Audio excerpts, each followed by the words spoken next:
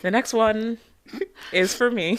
This is my my No pilot. shit. I saw this and I was like, someone needs to check on Alexa right now.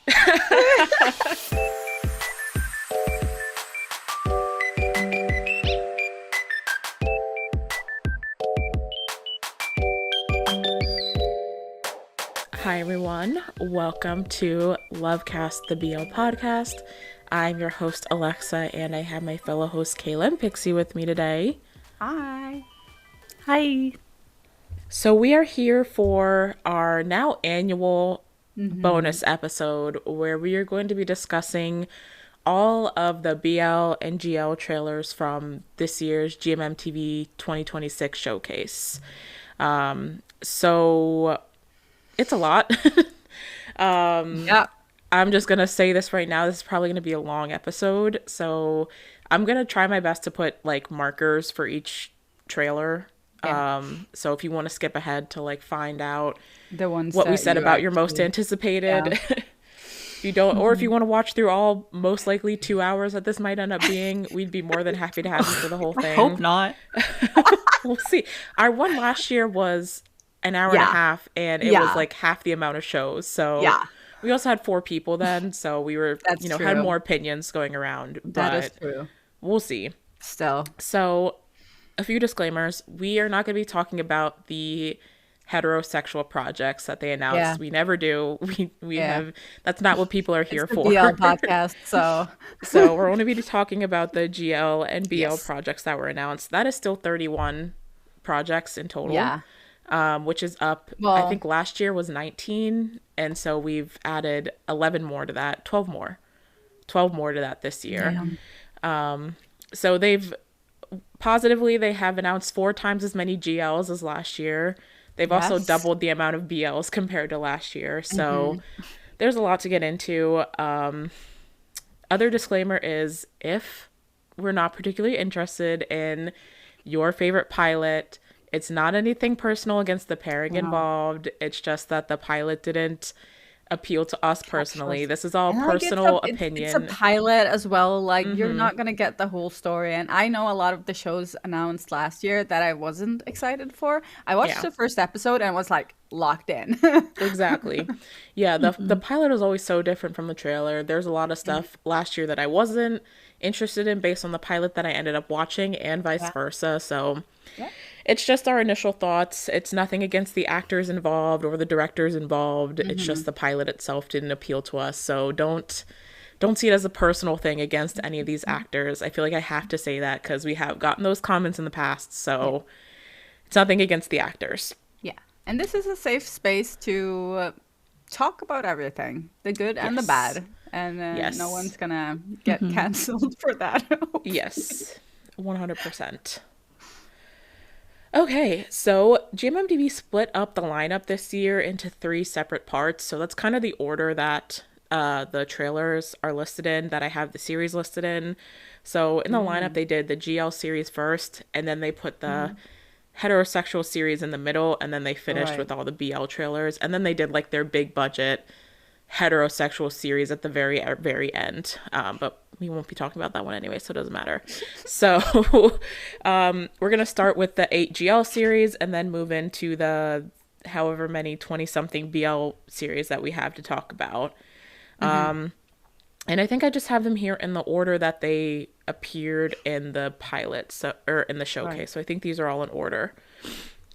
Okay, so the first pilot that was announced was Ditto series, starring Milk and Love. So this is a series about a ballerina and a flight attendant who both have these fall from graces and kind of have to leave the 2 careers that they've been working very hard towards, and then in that they kind of come together and find comfort in each other. So yeah, it's Milk Love. A lot of people had predicted this series for Milk and Love. I guess there had been some inklings going on about like Milk or Love practicing ballet and stuff. So this was not a surprise to many people. Me personally, not my favorite of the GL trailers I Yeah. watched. I will say, like, I love Milk and Love. I think they are amazing and they will always be. But I think there's something about this story that is very not engaging Yeah. with how the pilot is. It just doesn't engage you. It feels kind of okay. So that happened. Okay, what more? I Yeah. will say the antagonist of the story had me locked in. Yeah. I think that I was was locked in for those shots of her on the car. Like I'm just yeah. like, wow, okay.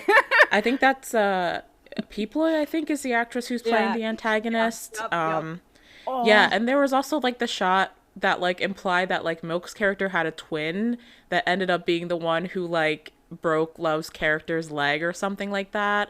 yeah. So I think there are some like interesting antagonistic bits at play, but Yeah. overall like the plot wasn't. Mm, I don't know. I've been more excited about Milk and Love's previous projects compared to this one, at least based on the pilot.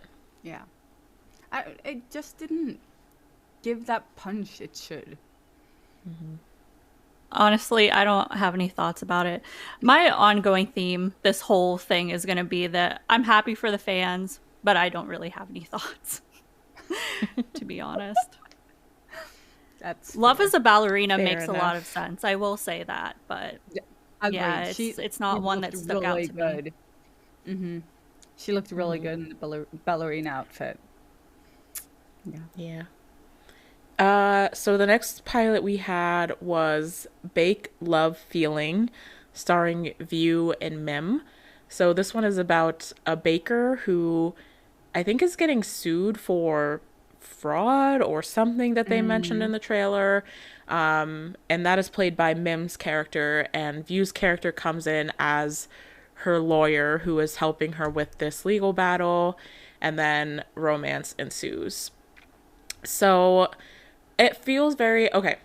I felt like this trailer felt very suited for Mim. Like what I've seen Yeah. of like Mim's personality, like the character feels like it fits her a lot.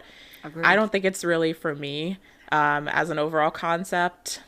No, I was sitting there watching these in the numbers that you put them in on the playlist, and in the beginning I was just like, I'm not excited for this this lineup. I think what I'm feeling is that it's a little bit basic. And that doesn't have to be a negative thing, but I just think that we've gotten so far and it just feels left behind like 5 years ago. Yeah, I think like I don't mind simple shows and like they have there's a lot of good that comes from them, and like I think sometimes for GMMTV they do a better job with a simple show than they do with trying to do something that's super complex in nature. Yeah. But I think the problem is when you announce over 30 shows, the ones that are simplistic are naturally the ones that just don't stick out as much in the grand scheme of things. So that's kind of how I felt about the same like these first two GL projects kind of had that same feeling like Yeah.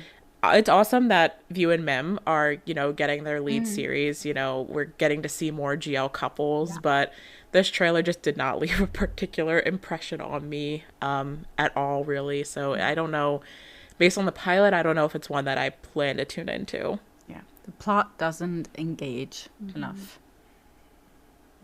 Yeah, no, I think it'll be cute. I mean, I really Yeah. like View as an actress, but yeah, again, this one didn't stick out to me much either in terms of plot. Yeah, I do kind of feel like View has kind of, I don't know if pigeonholes the right word herself. She often gets like these very like stoic, like she gets like the Yeah. stoic, like kind of Don't show bossy femme feelings. persona. Yeah. Yeah, Which it works. yeah. Like she does it really well. But Yeah, she does. yeah, that has been aside from her character Ayla, was that the character in 23.5? Alien. Yeah, I feel like she was a little bit different, but her roles since then have kind of fallen into that like kind of stoic, bossy kind of femme persona, which hey, it works. She does it well, so we'll Yeah. see. Yeah. Okay, trailer number 3 was Wish Upon a Star with Pan and Fond. So this is a new pairing that GMMTV is introducing. The show also is starring Shari, Zhao Ying, and Chelsea. I know I believe at least Chelsea is a member of their girl group Felice. I'm not as sure about the other supporting characters in this show, but this was the first of the GL. I was surprisingly interested in this one. Like when I first watched the pilot, when I was watching it during the showcase, like I was only catching pieces of it because I was on my way to work, so This is it the didn't one stick that out where to she me. goes back. Yes. Oh, yes. Yes. Sorry. Yeah. So, yes, they were high school classmates, and then they end up working together on a show in adulthood. But before they can do the show, Pon's character dies. Right. So Fawn's character ends up going back, wishing upon a star, I'm assuming, and going back in time to kind of change the trajectory of their life and kind of like go through Right. life together, basically. Yeah. So yeah, the second time I watched this pilot, I was surprisingly captivated by it. Like I know a lot of people have been wanting to see Pond in a GL for a long time because she's done like supporting roles in BL. She's done a couple of like Het series.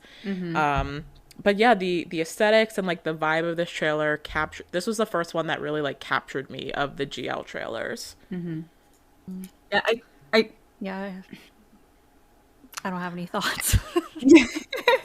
I think I really like the way they filmed the pilot, like the shots they did and how they went through just showing what the story was. I liked, although I was a little bit confused at times.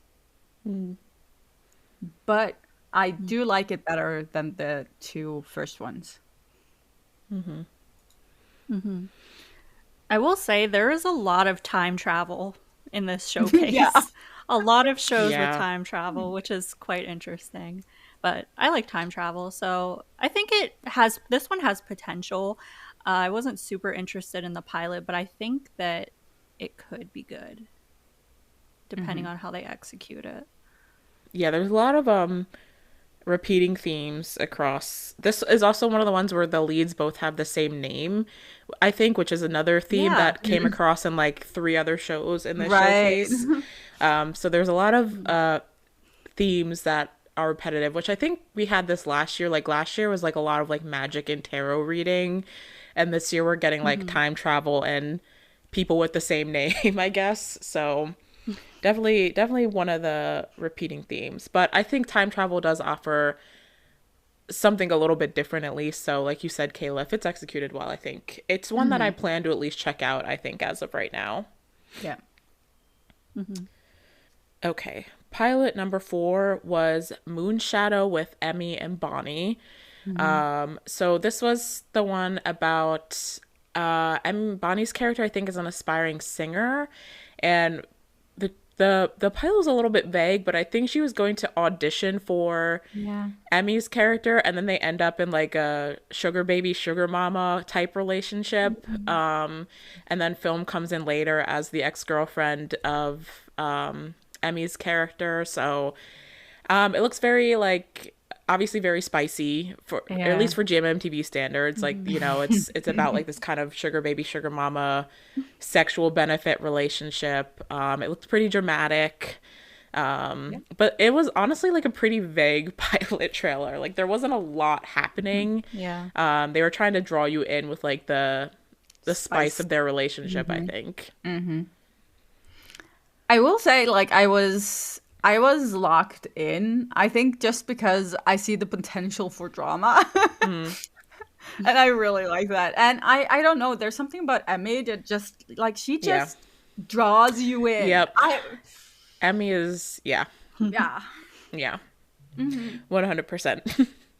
Yeah, I love Emmy and Bonnie. Us, which is their previous project, is, in my opinion, my favorite GL from GMMTV so far.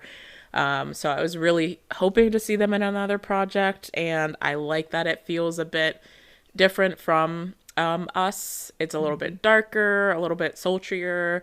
And I think they're both really great actresses. So I'm curious to see like how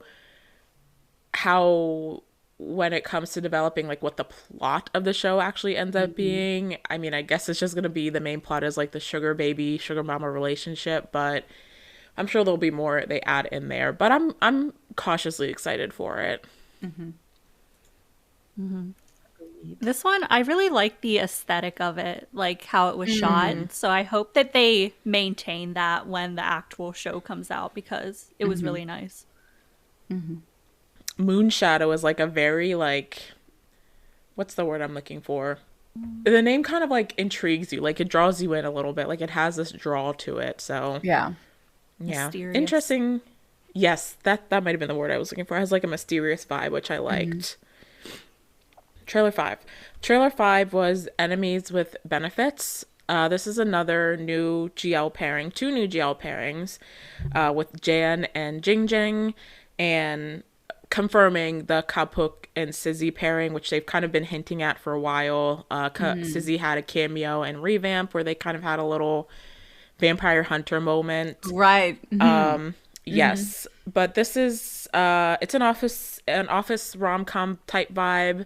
Basically, like they are in rival departments, the heads of rival departments, and they end up in like a friends with benefits type of relationship behind the scenes, but they kind of have to keep up their enemy facade at work.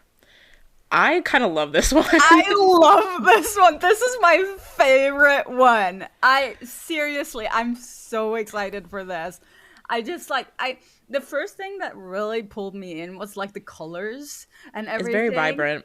Oh, and then just like how they dress and move. I'm just there. I believe this. I believe them.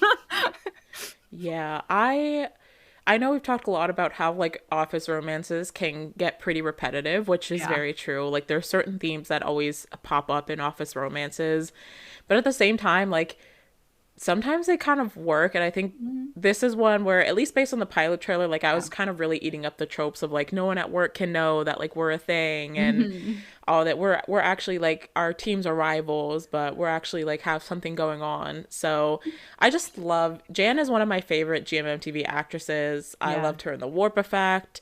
She's also like one of the first like played like one of the earliest sapphic characters in a GMMTV show. So like it's really nice to see her come full circle and get like a main GL lead role. So and I've been looking forward to seeing what would happen with Kapuk and Sizzy, if they would like really go there with that ship. So they only had a tiny little moment in the trailer, but it does seem like they will be the second lead couple in the show, which is exciting. The scene where they're in this staircase kissing and someone's coming and they go apart and she slaps her. Like that is the best. That's gold. I just like that is genius. No, I loved it. The comedic timing in this one was really good. Like I think the comedy is going to be good in this one, which makes me kind of intrigued. Even though I'm not usually for the office dramas, this one I might possibly tune into. Do we know who is the director? I don't actually. I'm not entirely sure. Not a name I'm familiar with. Tun Tawan. Okay. And Arisa Wawanjit. Okay. Totally butchered that. Interesting.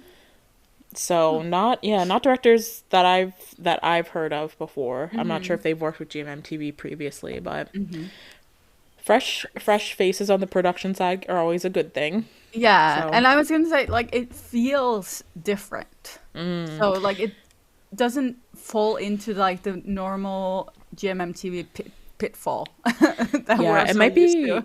they might be pairing with like an outside production company like they do for some of their shows. Like Snap 25 is a company they often pair with and stuff, so it might be an outside production company. But of the GL trailers, I think this one was probably my favorite, and the one I'm most excited for. So trailer 6 was Love's Echoes with June and Mew. So this is about two childhood best friends who were training to become musicians together, but an accident and illness leads to Mew's character I think she has a tumor actually, and that tumor is aggravated by head trauma, which leads to her starting to lose her hearing. And after that, the two kind of drift apart and then come back together after June's character has already kind of debuted and become a celebrity.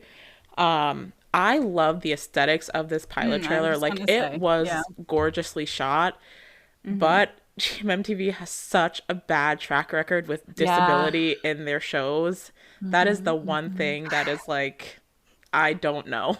I hope they're doing this to kind of redeem themselves from how they've done it in the past. But yes, I am very worried that this will be a little bit ableist. Yeah. Um, I can't trust them. no. At this point, I Mm-mm. can't really trust them. So, but yes, aesthetically, it was Exactly. gorgeous. Like, probably one of the prettiest trailers that we saw. Mhm. But yeah, the I love the like the old GMMTV school elephant in the room. shots Yeah, that like they the throw retro in camera. there. Like it's giving really nostalgic vibes, and it's really powerful when you think about the story of how like they knew each other when they were younger and get back, and like there's this curtain of nostalgia over the whole show Yeah. that really like visually hits you. Yeah. Yeah. I mean, my main thing is also the fear of GMMTV not being great with representation. Yeah. So I don't know. I don't know. We'll see. Yeah. Yeah, it's one that like I will probably watch it from afar and see how it's going once it's finally on Yeah. air, see how people are talking about it, and then go from there. And see what happens.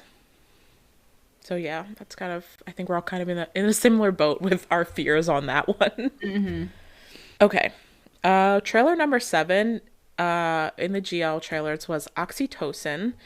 This was featuring a lot of GMMTV's newbie actresses. So it's starring Benz, Pong, Yogurt, Tungkan, and Wi-Fi. It kind of is just like I don't really even know how to describe the plot. It gave me a little bit like kind of like Listen, Gossip no, Girly, listen. like It's F4. Just make it GL. yeah. 100%. It's F4, and I'm kind of excited for this one I too. really like the pilot. I think they. It's kind of because I think it's really hard to understand what's going on throughout the trailer, but I think like it's sort of made into like a mood board. Yeah, no, Of that's a the good show. that's a kind of Mm. good way to describe it. You're right. Yeah. So Like and it's I very don't. much you get the vibes Yeah. without them saying a lot, Yeah. honestly. Yeah, because like I don't feel like I know what's gonna be like the main antagonistic thing happening in that show, but I'm here for the vibes. No, I really like the Mhm. trailer. It kind of gave me like Gossip Girl-y, not so much in like the toxicity of Gossip Mm, Girl, but the whole like these are the it girls of the school mhm, and everyone talks about them, but they don't really know what's going on with them. There is kind of like this mysterious air about everything. I actually think, if I remember correctly, it is from the creators of F4 Creator of F4. Thailand. Yes, that is So true. that explains that vibe. Yeah. But yeah, I was really into this pilot Mhm, trailer. mhm, Yeah, this one actually looks really good. The shows that it kind of reminded me of were Hormones and then also Girl from Mm, Nowhere because there's that like mm, mystery element of like maybe this group of people aren't the best people or they haven't done the yeah. best mhm. things, like maybe they're hiding something. But this one, yeah, this one actually looks really interesting. I like that they didn't give away like really anything in the trailer. Yeah. So I think I have to It try to watch this one because the Mhm. aesthetic and just like I don't know, I just like how it feels mysterious, I guess. Yeah, I was thinking when I was watching it, I almost kind of feel like it's GMMTV's answer to Gel Boys. Not in the way that like the Mhm. aesthetics are not Oh. super similar, but it's Yeah. kind of got that very modern, very like Yeah. edgy teen vibe that Yeah. Gel Boys also had, just with Yeah. a very different, like I was more vibrant thinking the aesthetic. exact same thing when I was watching. Like, I was thinking, like, okay, That's is this true. the answer, like GMTV's answer to Jail Boys? Mm-hmm. Like, because I get what you're saying. It's Yeah. the aesthetic, not even the aesthetic. It's just, The vibe. Like it's like yeah, very the modern vibe. teen, The like vibe. kind of Yeah, edgy in certain ways. Like yeah. I don't yeah, know how else to describe it, but it yeah, felt Gel Boys esque to me, and yeah, not to compare it, but like it felt like yeah. GMMTV I like mean, you can't really saw compare. what Gel Boys did and was like, we need to make like something that really hones in on our teen youthful modern teen. teen audience. Yeah. That's kind Yeah. of what it felt like to me. Okay, and the final trailer for GLs. This is the other one. This is the one that has fallen into a lot of controversy. I'm not surprised.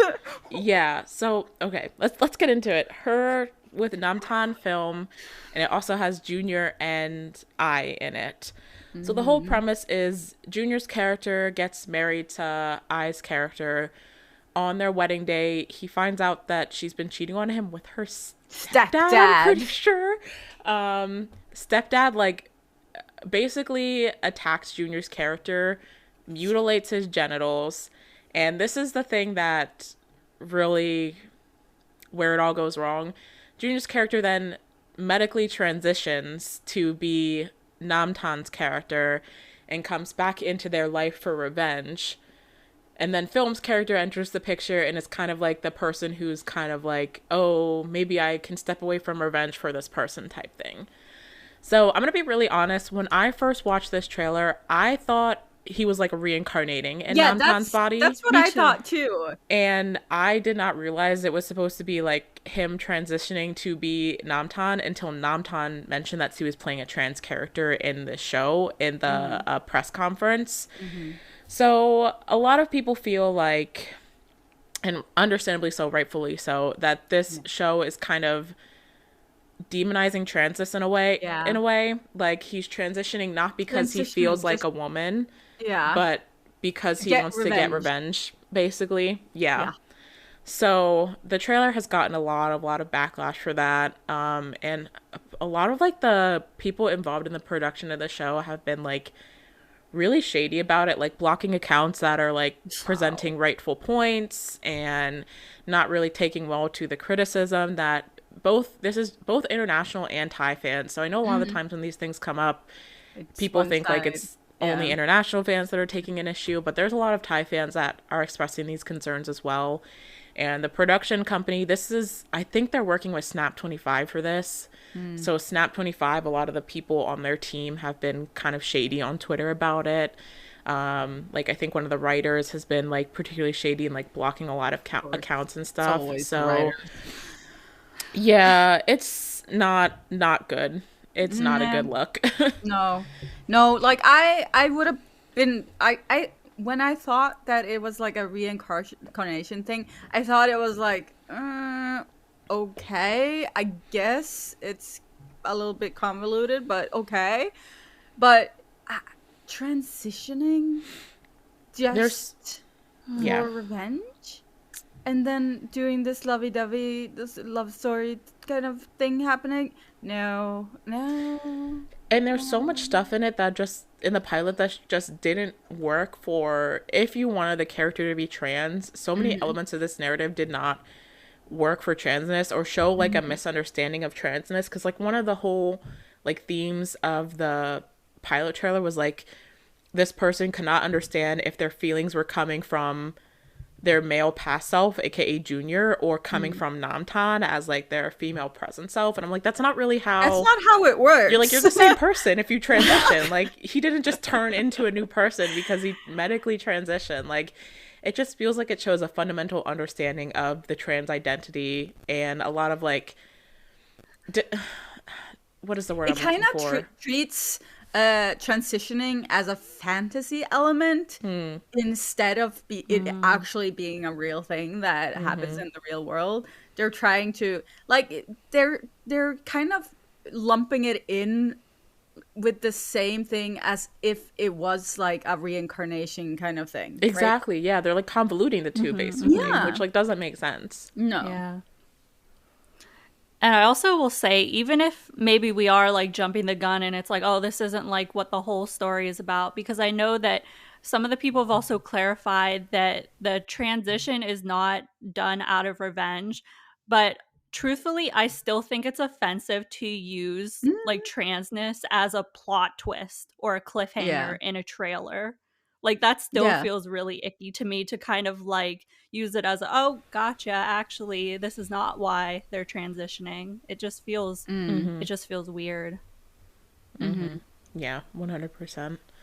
And there's also the element of like, if you were going to make a trans storyline, you should have considered a trans actress. I love Yeah. Namtan. I think she's a wonderful actress. She's put a lot of care into her previous roles, but like this is not her role, you know? No.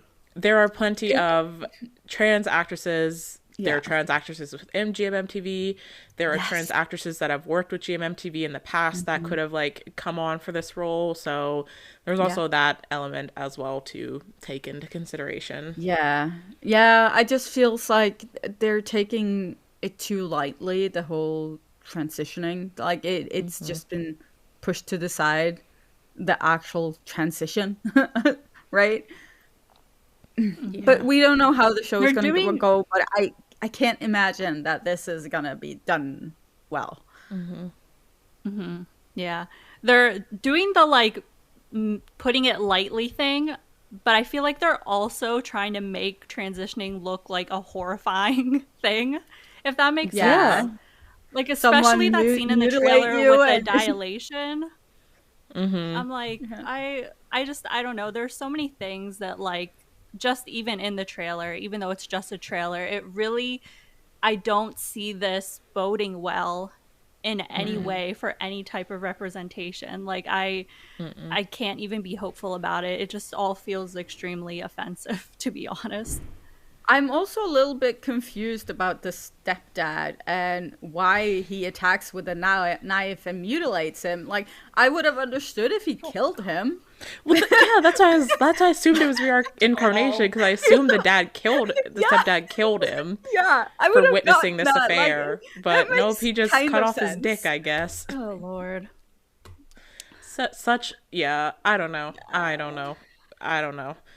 I mean, ideally, they like would do a whole lot of rewriting before they bring it to air. But even then, like you guys have said, I just don't see it turning out into anything good, to be honest. So, Yeah, yeah, it's a shame. Yeah, it It's is. ugh. Well, that was the last of the GL projects they announced. So that was the 8 GLs that we will be seeing from GMMTV in 2026 into 2027. And now we've got all of the BLs to get through. So, the first BL pilot they announced was I Will Always Save You, starring Jimmy and C. This one is directed by JoJo. That's one of the few ones I do know the director of. Right. And it is about a singer who ends up witnessing a murder of like this influential politician's son. And so he has to go into witness protection where Jimmy is the police officer who is protecting him. And he ends up like basically working for this like dying country band while he's in witnessing protection. But then the band ends up getting super famous and so on, so on. So it's a Jimmy C series. It's directed by JoJo. Had very much JoJo's aesthetic in the trailer. Yeah, 100%. Yeah, I mean, I think it's going to be fun. This is the second show Jimmy C have done where one of them has to go into hiding because that You're was right. also the premise of My True. Magic Prophecy. They're just switching around the person who is in hiding this time. But yeah, I mean, I think it's a lot of fun. It's honestly like I will watch anything Jimmy C are in. I'm not gonna be like That's I'm true. not gonna lie about that aspect. And I like that it's JoJo. I think it's a fun premise. I don't know if it was my favorite pilot trailer that I watched Yeah. out of all of these, but I think I'll be watching. I think it's gonna be a fun watch. Yeah, it wasn't my favorite, and I'm not like a Jimmy C fangirl. Like I barely watch any of the shows, to be honest. But I did like I love JoJo. I love his aesthetic and how like he Very tells, recognizable. yeah, and how he tells a story. And I will say I really enjoyed C's character. I thought like he had like a cheeky like yeah, I really like that. Yeah. Yeah, it seems like it's gonna be a lot of like cheeky, like flirty, like bickering energy, which Back is and always fun to forth. watch. I like the concept of Jimmy as a bodyguard. That's intriguing to me. But Yes. yeah, I'm not sure how I feel about this one. I'm happy for all the Jimmy C fans, but yeah, I don't know if it's my thing. Yeah.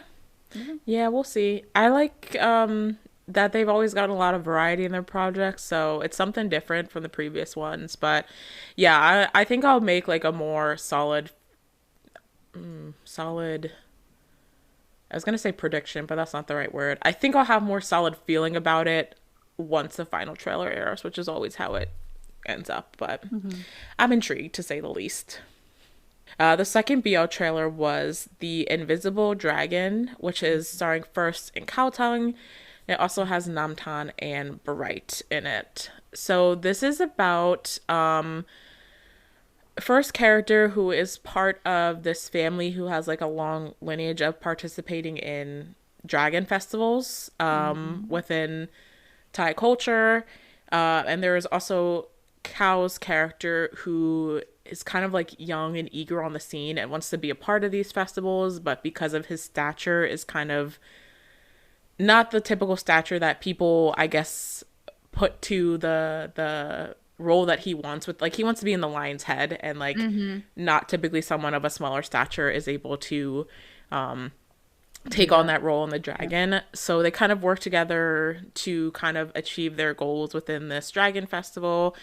There's also some like familial drama going on there with First family and Bright's family, who I guess have been competitive in this festival for like a long time. So their families are kind of like enemies, and they kind of compete with each other. But it seems like in the pilot trailer, like First and Bright want to work together kind of to, I guess, dispel that family enemyship. I will say I'm very confused about what is going on in that trailer. I think like I feel like there's a lot happening, and I don't think anything has been explained in a good way, because there's a lot of like lion, dragon, dog talk, and what is actually the problem with First's character? Why is the dad mad, and why can't he do the thing with Kowtoung's character? What is he supposed to do? At one point, like it sounded like it was like a fantasy where First character is actually like a real dragon. That's what I thought for a second. Like he kept mentioning dragon blood, so I was like, oh, are we going fantasy? Like, but he also says like he's adopted, so I'm just like, what is going on here? And what's with the sister? Why can't she do whatever First is supposed to do? What is going on? Yeah, I know there are a lot of people on Twitter. Obviously, this is like a very cultural show. Like the Dragon Festival is tied into a lot of Thai culture. Yep.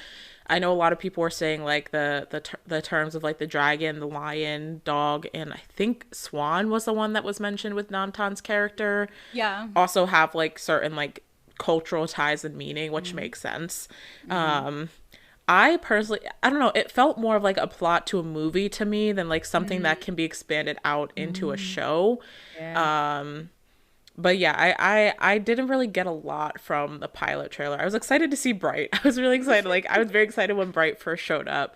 But I didn't get a lot from this pilot trailer personally. Yeah. I have no thoughts. Again, I do think, though, that this one, I think they should make this one a shorter show, honestly. I think if they drag this one out, there isn't going to be enough material to work with, at least not from what we saw in the trailer. Yeah, that's how I felt as well. Same. So we'll see. Wasn't my favorite that we watched, but I mean, First and Kowtown are always great acting wise. So yeah, we'll see what the script and the plot ends up being like, I guess. Okay, the next we had was Unlucky Bay. So this is a new BL pairing from GMMTV in the main role. With Tun and Mac, and then the secondary pairing was On and Stamp, who were the two that were in Revamp, the doctor and the younger brother in Revamp. So basically the one character wants to curse his ex-boyfriend because he left him and got together with someone else right away, but he's trying to curse an item that is his ex-boyfriend's. He ends up cursing an item that is belongs to his ex-boyfriend's friend. So his ex-boyfriend's friend becomes unlucky and cursed instead. And so the main character ends up like following this guy around, basically trying to counteract his bad luck with his good luck. And in that, they end up falling for each other. So I thought it was a cute concept. It was a silly trailer, but I don't know if it's one that's necessarily for me, to be honest. I'm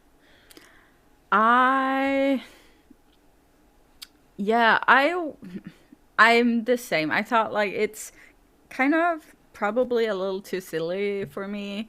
I'm probably not the demographic for this one. But it's hard to kind of say because there's a lot of new ones, like so you don't really know what to expect from them as actors.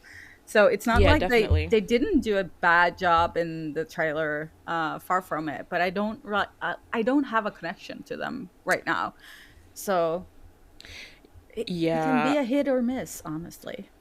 Yeah, I feel like this is one that if I was watching it, it would be for the actors, like if it had like actors that I enjoyed. And because I don't really know these actors as much, like it's not super up my alley. I know the one actor who Mac, I think, is the one who recently joined GMMTV, who was in the Addicted Heroin remake from last year. So like he is a familiar face to some people. I didn't watch that show, but he is a familiar face to some people. On his Stamp, I know a lot of people like them, and Revamp, their pairing in Revamp was not my thing, so you know. But yeah, it's cute and silly, but I don't think it's for me. I'm really starting to feel like a BL hag because I watched so many of these trailers and I was like, I have no idea who these people are. Like I've never heard or seen these people in my life, but I kind of feel similar about this one to the GL baking one, where I'm like, I think it'll be really cute, but it's just like not for me. Like I'm not really invested in the plot. Yeah, same. Yeah.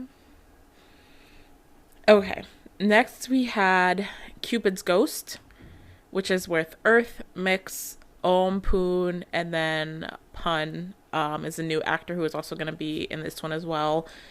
So it's about a florist who can see ghosts, who is Mix's character, and Earth's character runs a funeral home, and he hires Mix's character to start doing all of his funeral arrangements, since he can see ghosts and kind of can see directly like what kind of funeral arrangements they want for their final resting.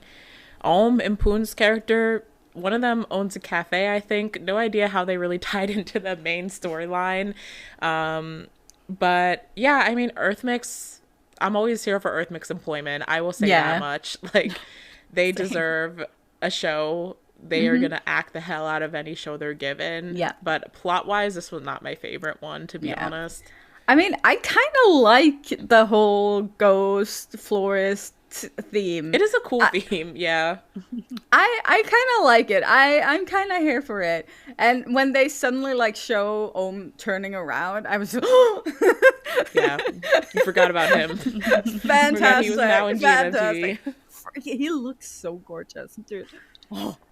But okay, I'm excited. I think this fits Earth and Mix, and I think they're gonna do a great job. And it's not gonna be like the number one BL of whatever year it comes out in, but 2030 at this point, who knows? Yeah, but I'm gonna enjoy watching it.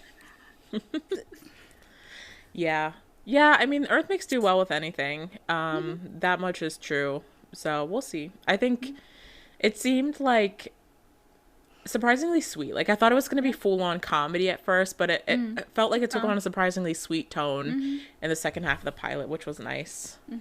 I'm loving the irony that Pixie, you're the one who is kind of invested in the show. Into the ghost show this time around. That's true. No. It's not the ghosts that are falling in love, okay? True. You don't know that. True. They could have that happen. One of them's actually a ghost. That's true, but no. That's funny.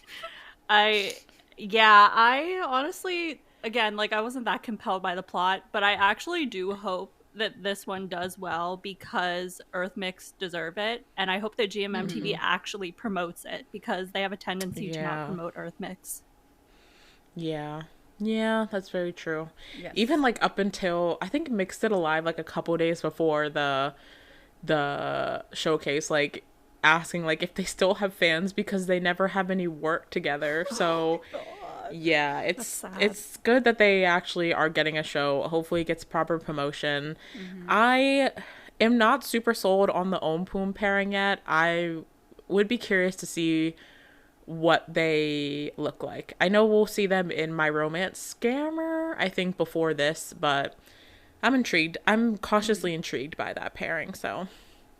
The next one is How to Survive My CEO, which is Jungdunk. Pretty straightforward plot. Dunk's character gets hired as an intern at this company. Turns out he had had a drunken kiss with Jung's character, who is the CEO of the company.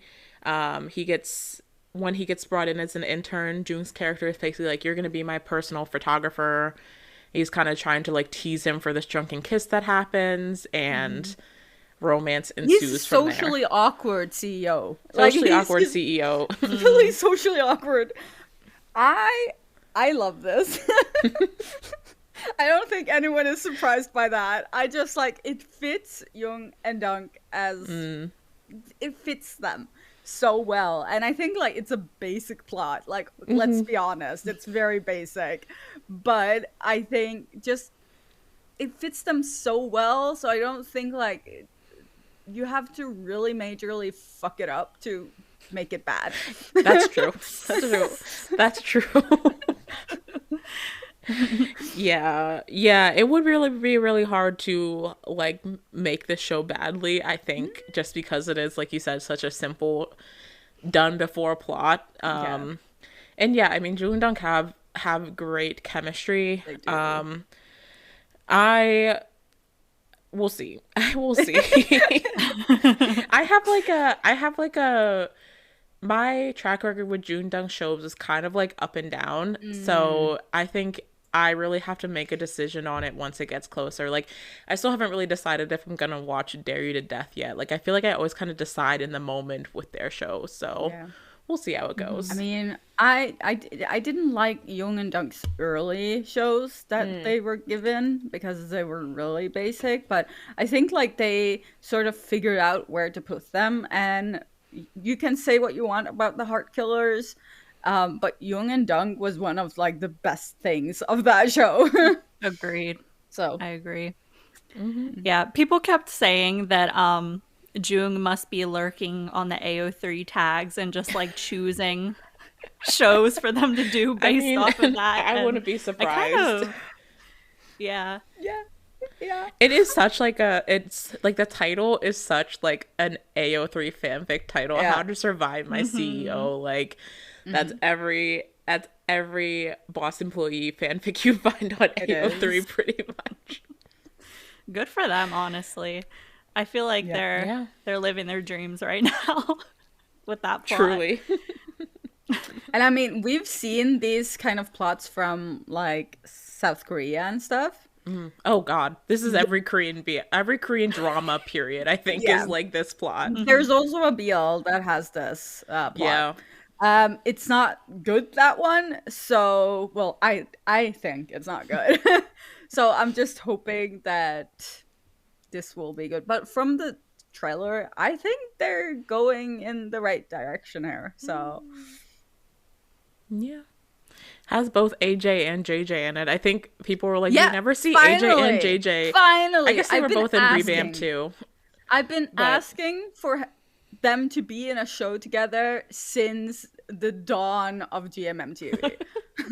We usually only get one or the other. So. Yes. We did get them both in Revamp. Revamp, yeah. Yeah. They were a very, very small role in that, though. Yeah. So, yeah, we'll see. It looks fun. 17th Spring, which is Shogun and Aston. So this is the high school BL about Aston's character who ends up moving to a more rural town with his uncle after his grandma dies. He transfers into this school. where he meets Shogun's character amongst a group of friends. And they kind of, Aston's character discloses to his friend group that he has HIV. And Shogun's character, his plot was a little bit more mysterious in the pilot, but he also has, you know, some things lurking that kind of bring him and Aston's character together, and they kind of bond with each other. And it's a youth romance. It's directed by New. So this one is, a lot of people are excited for this one because we don't often get to see HIV tackled in shows. It's showing a different way of transmission of HIV. If we're assuming Aston's character got it from his parent. So, you know, there's a lot of good, a lot of representation that can come from that. And I will say, New does well with shows like this, I think. Yes. Like the more melancholy youth dramas, that's what My Only 12% was. I would also kind of filter Until We Meet Again under a more melancholy show. So I think he can do this well if he is given the proper time and resources and other elements that the script that need to kind of be there as well. So I really, really want this to be done well because I think it could be a really, really good show. Can I say that I feel like Aston feels like my son and we need to take care of him? And dude, you can't just love, like, you just love him.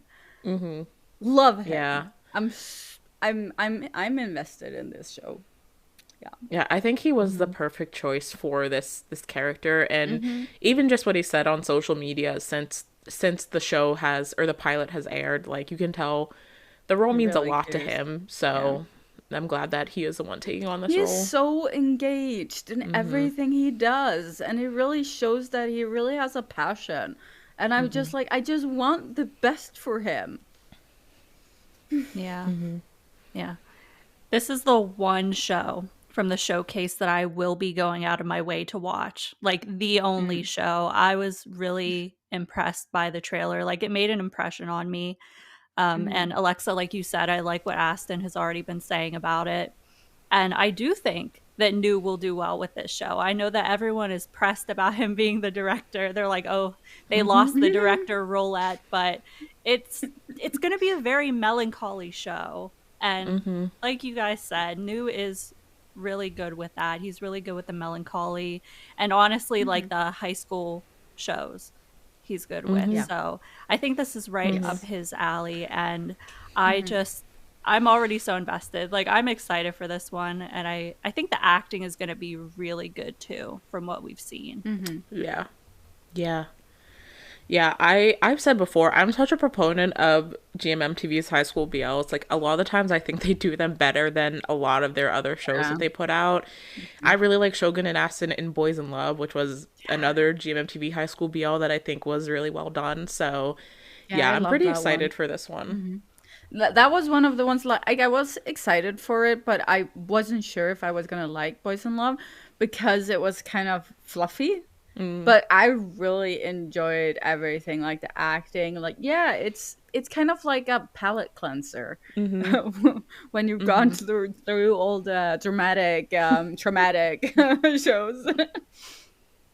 No, I'm really excited, and I love how they shot the trailer, and I love how they're acting out the characters, and Agreed. Okay, next we have Plan B to You, which is starring Boone and Prem. This show, Prem is a college student who ends up buying a house from Boone's character, but he thinks the house is haunted, and when Boone won't buy the house back because he thinks he's haunted, Prem decides to become an intern at his company in order to get revenge. So we have more revenge, more interns. I don't know, guys. I don't know. This plot felt I love so Boone like, and Prem. buying a house. Like, I don't know. And the ghost house thing. No, I honestly don't feel like I got a good look at the I show don't from think the this was a good trailer. pilot trailer. I No, don't think it gave me a good read on what the show is no. supposed to be. I don't think it did a great job of like wanting me to care about what the characters were doing or going through. Yeah, I love Boone Prem. I really, really yeah, want I to love like a show of them. theirs that they Yeah, have, but like, I don't this know. trailer did not showcase their chemistry at all. I agree. If I didn't know about them as a couple before and just watched this trailer, I would not be excited at all. Would not watch. Yeah. But I know that they can do it, so maybe the show will be good because we don't know much from the trailer. But at the same time, it was not a good representation. I hope that it's because like they're so early in the stages of planning the show that they don't really have a good idea of how it'll look. That's the why it is how it is. But who knows? Who knows? Yeah. Yeah, I will say, like, a lot of these pilot trailers are filmed, like, very last minute, like, within, like, in just, like, a couple of days. So I do tend to give them the benefit of the doubt with, like, the production quality and things like that, because I know a little bit about, like, we know a little bit about what that process is like. But even so, like, it just felt very jumbled together. I just wasn't getting much of anything from it. Yeah. Yeah, agreed. I was just like, what? Like out loud, I was like, what is going on? What is this about? Which isn't a good sign. Yeah. I am starting to feel like Boone Prem are cursed. They 'Cause feel why cursed. do Yeah, they right? keep getting these odd shows? Yeah. I don't But know. it kind of feels like GMMTV doesn't know what to do with them because they're Maybe. already established like couple and they've kind of pushed them into GMMTV and they have no idea what to do with them, Yeah. which is frustrating. Yeah. We'll see. So Yeah. far, based on what we saw, I don't know that I would be watching it though. Sorry, Boone and Prem, because I really do like them, but I will Yeah. try to watch it. I will try to watch it and go from there. yeah, we'll see. It could be amazing by the time they write it and finalize everything. So who knows? Who knows? Okay. The next trailer we had is Roommate Chaos, which is an ensemble show with Mark Ohm, Surf Java, and Save Frank.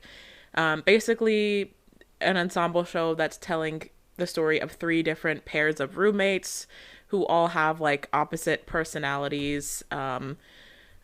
Mark Ohms is like one's the like basically like the RA of the dorm and the other one's like a party boy.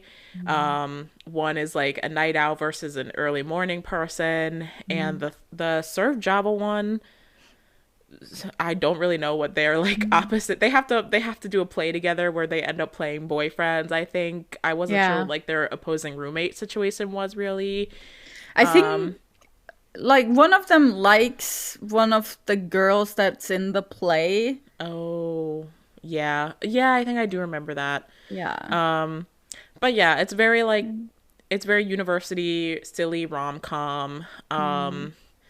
It's gonna be a lot of like it kind of gives me the same vibe as like it's probably gonna be very similar to like We Are and Perfect 10-liners in comedy style, I would think. I am happy that Mark Ohm are getting another project. I know Yeah. people felt like that was really up in the air after Sweet Tooth Good Dentist didn't do well. Yeah. I'm hoping That was not their fault. not at all, not at all their fault. That show was a train wreck. Yeah, even plot-wise. though the actors are often made to feel like it's their fault when shows don't do well, it was not their fault. Nope. This is also very rom-com, but I'm hoping that, you know, it's a more well-written rom-com, and also like the ensemble element I think gives a lot of cushion to the story as well. So plot-wise, it's not necessarily one that stuck out to me a lot, but I do really like Mark and Ohm, so we'll see. Yeah, I am intrigued by the chaos. I am intrigued by how is it gonna be too chaotic that you can't follow along what's happening, or are they gonna make it like entertaining chaos? I'm hoping for the entertaining chaos because that can be really fun to watch. And if they do it in a way like they did with Perfect 10-liners, I think it can be really good. But yeah. Yeah, this is another one where I'm happy for the fans, but I don't think I'm into it. This is the point in the showcase, or I guess just like watching through the trailers, where I really started to struggle to focus on what they were showing. I mean, at this point, I don't even think we're halfway through the BL trips yet. No. So this is the year they should have split it into 2 separate showcases. Like, For real. they did that 2 years ago for no reason. And now we have 36 shows in a one big showcase. Like, again, I said at the beginning with the whichever trailer it was, when there's so many trailers, like, it's so hard for like a trailer has to be exceptional, I feel like, for it to really stand out amongst 36 different trailers in one go. Like, I don't understand the thought process behind that. I do have thoughts about why they did it, but that's neither here nor there. Yeah. But yeah, a lot of them do tend to blend together. And this is kind of run of the mill, like, university comedy kind of vibe. So we'll see. I want the best for Marco, so I hope it does well. Same. Okay. After that, we had When Oranges Fall with Almond in Progress. So this is another high school one. Not a lot plot-wise in the pilot trailer. Like, we know that they're neighbors who both have the same nickname, Ko. They end up in school together, and they kind of bond from there. And that's pretty much all we got in the pilot. Listen, I cannot remember what even the pilot was about. Me neither. There's nothing. Like, I had to look up the trailer again just to, like, go through it to see if I can freaking remember anything of it. I can't remember anything. They're neighbors that have the same nickname. Like, that was what I took away from the pilot. What's it about? Like, you can't just know. Like have the same nickname. What? Yeah, I mean, it seems like it's gonna be kind of just like a common, like, youth romance, like, coming of age, But it felt like kind they're of trying to go for, like, an artistic kind of thing with the oranges and all of that. But he has an orange on his head at some point. I don't understand what's going on. Yeah, I don't know. I didn't hate it. Like, I just think that there, like, wasn't a lot to it, but I don't know. It just seems like a very simple, like, youth romance. Doesn't need a lot of plot. I know Almond in Progress have a really big fan base. They were in the Lovesick remake that came out last year. They have a really, really solid Thai fan base at the very least. So a lot of people were very excited / surprised that they signed with GMMTV. They signed them as a pairing to GMMTV. So I think they'll have a fan base for it. I know it's based on a novel, I think, but I couldn't find, like, a synopsis of the novel to really get more. It kind of feels a little bit like slice of life. Yes, that's the word I was looking for. Slice of life. I said coming of age and I meant slice of life. Yeah. It feels very slice of life. Which I like a good slice of life, so we'll see. I like the aesthetic of it, so I will say I do like how they've shot it and, like, the colors and the grading and everything. But yeah, I just, like, I have no impressions from the plot at all.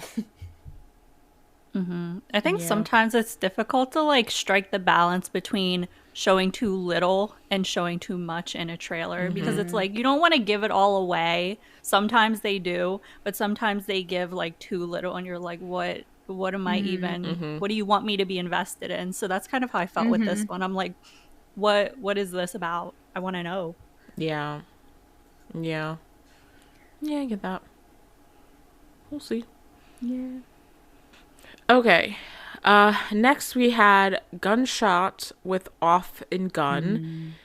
So this was Off as a police officer, Gun as a serial killer / murderer, basically. Hey, You're not wrong. You're not wrong. I didn't pick anything up from this trailer. this trailer had $5 in a dream. Like, Right. but essentially, from what I gathered, the plot is Gunn's character and his ex-boyfriend, I think, Yeah. played by Fluke, were like bullied by this group in I university. And then Gunn came back as an adult and took revenge on all of them by murdering them.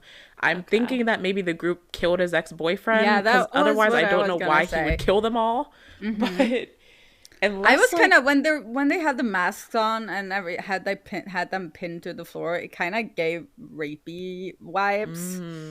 Oh. yeah, I don't know. It was not like, it was put together very weirdly, in my opinion. Like, I found it a little bit hard to follow. There was a lot of weird music choices happening. Like, they were playing this very romantic song while Gunn's character was like murdering all of these people. And they didn't really explain why he was in a relationship with the police officer who was Off's character. I think Off Gun have really, really unique projects, but this pilot trailer was just like, what? I was a little bit confused by it. Listen, doesn't make me a psycho that I saw that and I was like, oh, tell me more. It did its job then. Yeah, I'm sad. I understand that's a little bit fucked up, but at the same time, I don't know. There's something about Gunn's acting that just drew me in right away. Like I see so much in his face when he's not saying anything. And it's just I from the little that we saw, I kind of feel like I understand why he wants to kill these people, and I'm just like, you go for it, dude. Go kill them. I do love vigilante justice type of thing. I do really like that, but yeah, I don't know. This trailer is also the shortest one out of all of them, like significantly. So I think they must have like shot it in like a couple hours or something because it felt so thrown together, and that's why I was almost like, what? I didn't really like follow along with some things, and maybe I wasn't fully focused. But I don't know. I don't know. This one, I think we're gonna have to wait and see how it's executed because I can't tell by the pilot. I can't tell by the trailer. Yeah. I mean, Off Gun are great, so I want to be on board for their projects. I think they have been choosing really unique projects over the years for the most part. But yeah, I have the same thoughts as Kayla about the trailer. It just felt very like thrown together. I wasn't sure what I was watching, but there was parts that I was intrigued by. I just think it was edited not in the best way. So it feels like they maybe did it like right before the showcase. Yeah, it does feel like they were like are in the really, really early stages. You can see by the scenes of where they filmed as well, it's very like ambiguous. Like there's not a lot of character behind them in the scenes because they probably like they haven't had a lot of shooting locations, and so I get that. I'm just super intrigued. Yeah. Okay, next we had Good Boy series with Luke and Mick. This is another time travel one. Essentially, Mick's character as an adult realizes that he doesn't really have anything going for him. His parents are not in his life. I think he said one of them died. Like, he's very lonely. He doesn't have a lot of friends. So he's just feeling like there's not much point for him to be alive as an adult. He ends up, I believe, getting hit by a car. And when he wakes up, he is back in 2010. And with his going back in time, he's kind of determined to make the outcome of his life different than what it ended up being. So kind of similar to the Wish Upon a Star's GL in that vibe, like trying to change the trajectory of your life when you go back in time. And when he goes back in time, he ends up getting closer to Luke's character, who is the class president, and seems like he grew up to have a really good life. But they get closer in this second go around. And then the very end of the pilot kind of threw in a twist there when they revealed that maybe Luke's character also traveled back in time, because he implied that noticed that he knew that, you know, that he was determined to make things different this time around as well. So it's kind of giving school restart. Oh, yeah, I guess.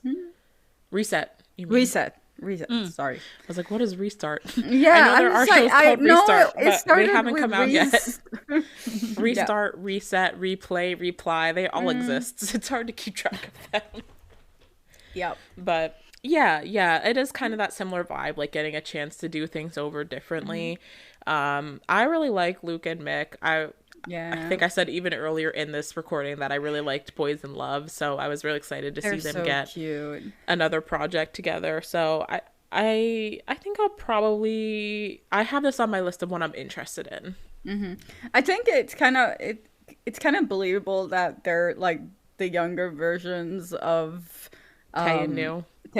Yeah. I was just like, I can see that. But yeah, I don't know, like it's a very straightforward plot.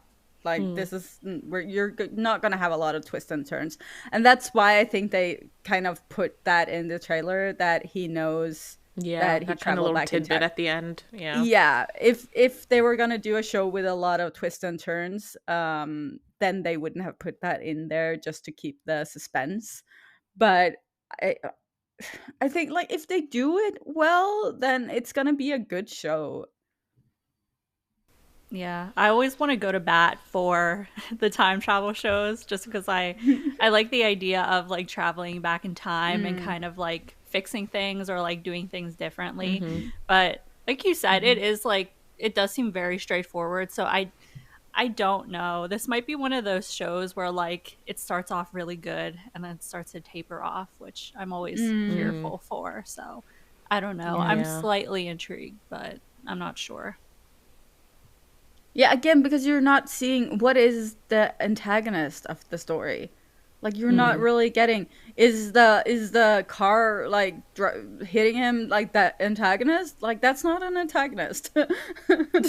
So there has to be something else that's driving the story, and we don't see that in the trailer, so it's kind of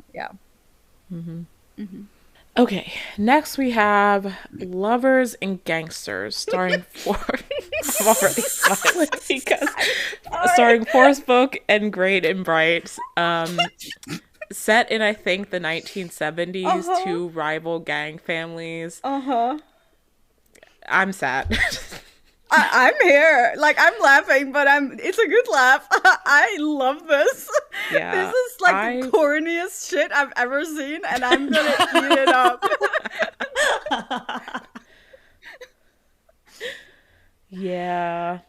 There had been a lot of rumblings before the trailer of GMMTV doing Great and Bright, and I did not think it was gonna be true, but here we are. I mean, Bright played my favorite BL character of all time, so I'm going to watch anything that he's in. I love him as an actor. I think I said this, like, him and Great have the opposite of whatever iPhone face is. Like, they suit historical and period dramas so well. I'll watch him in anything. No offense to Forspoke, but I did not focus on Forspoke that much in this trailer. I think Forspoke are fine. Like, They're enjoyed solid. What I've watched them in. I think this is a great role for Forrest, and I think Book really showed his chops in OnlyFriends, so I'm excited to see what he could bring to this role as well. But I was mainly watching Great and Bright in this trailer, and that's all I needed to be tuned in, to be honest. Honestly, I was excited to see Bright, but honestly, I wasn't feeling very excited. But your guys' excitement is kind of contagious, because now I'm like, wait, should I be excited for this? Let me go watch it again. Maybe I am. I don't know what it was. Like, something about it just hooked me. And like, it's a little bit corny. Yeah, like it's I said, a little bit like rival gang families. Like, Yeah, I love that it's leaning into the corniness, because it is like the title is Lovers and Gangsters. Like, how corny can you be? But it's just like, I love that they know what they are, they're leaning into it. Even like the poster had very like 1970s like action movie type trailer vibes, so like I think they know the vibe that they're going for, and yeah, like you said, they're like really leaning into it, which is fun. Yeah, I will say, like, so GMMTV needs to hire someone to write better titles for their shows, because some of these titles are just yeah. But I will be honest, I actually think this is the one of the ones that actually fits, it kind of really works well. Yeah. Yeah, I don't know. This was like one of my most anticipated coming out of it. I just had a blast with that trailer. And I watched it back a couple of times, and I just had like the same feeling all the way through. So yeah, no, I have a feeling like this can be great. And it can be like this great like talking show. Like you can talk with people about this, because there's a lot of stuff that's gonna happen that's not like normal. So people are gonna talk about this, and it's gonna be so fun to watch reactors reacting to it and all of that. Like, it's gonna be a thing. No, I'm excited. It kind of makes me feel like, I don't know if either of you are watching Me and T yet, the Pon Puin one, where Pon is playing like this very like over the top, like he is playing basically like a soap opera mafia boss, but with the comedic, like the comedic awareness of it, which makes it a lot of fun. And I think this could be similar if it doesn't take itself like super super seriously. But yeah, we'll see. I'm really excited for it, so I'm sad. I'm along for this ride. Okay, the next trailer we had is 21, starring Junior and Mark, with Nut and Hong seemingly as a secondary pairing, which I know a lot of people were excited about. But essentially, these are two people who have feelings for or were heartbroken by the same person, played by Great's character. And they kind of like commiserate in that. And then Junior's character develops feelings for Mark's character, and they end up in this situation where Mark is giving him 21 days to make Mark fall for him. But I surprisingly like this trailer more than I thought. I have not watched anything with Junior and Mark yet, because I did not watch Perfect 10-Liners. I really enjoyed them in Perfect 10-Liners. Yeah, I know a lot of people came out of that show as big fans of those two. I think in what I've seen, like variety content with Junior, he has a lot of fun. So like I enjoy his personality. But I don't know, I kind of like, it gives a little bit of like friends to lovers, like we're heartbroken by the same person. We become friends because of that, and then like feelings develop from there. It's my vibe in that way. So I like the trailer. I kind of like, it was a little bit more like, not, I don't know if melancholy is the right word, but it was a little bit more low key in nature, which I liked. Yeah, I would say like it's a little bit dark than what we're used to. And I kind of, one of the feelings I set like with a lot of these are that I kind of feel like GMMTV is trying to move outside of the box that they've put themselves in, because a lot of the content the last like 2-3 years have been really similar.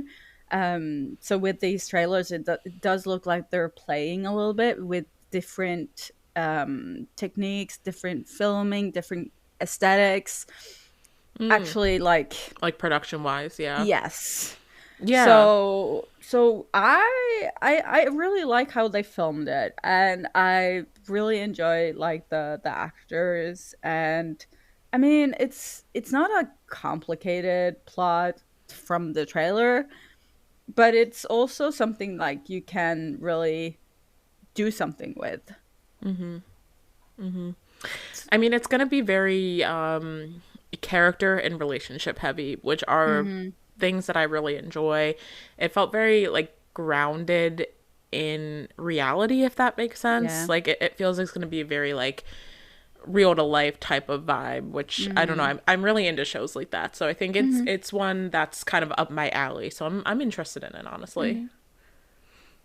Yeah, I guess it felt more adult oriented rather than like youthful vibes. That being Yeah. said, again, I have no thoughts. I seriously have no thoughts. Yeah. Yeah. Fair.